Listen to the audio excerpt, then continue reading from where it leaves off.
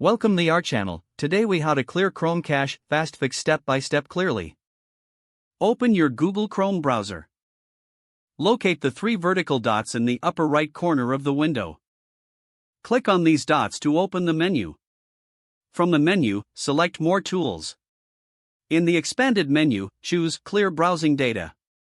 A new tab will open displaying the clear browsing data. In this tab, you will see two main tabs, Basic and Advanced. For a quick fix, stay on the Basic tab. You will see checkboxes for browsing history, cookies and other site data, and cached images and files. Select Cached Images and Files. You can choose the time range for which you want to clear the cache.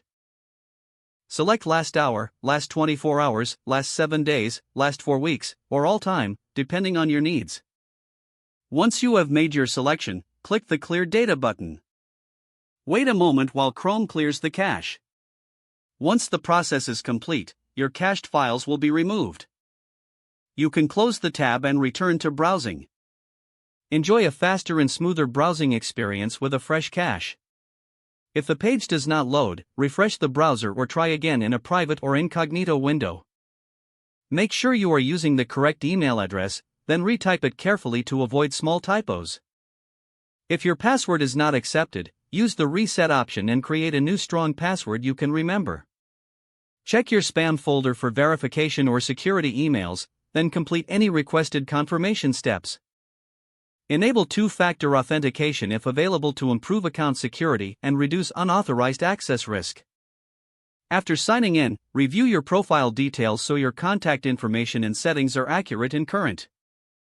If you see an error message, note it down and try again after restarting your device and internet connection. Log out when you finish, especially on shared devices, to keep your account and payment information secure. If the page does not load, refresh the browser or try again in a private or incognito window.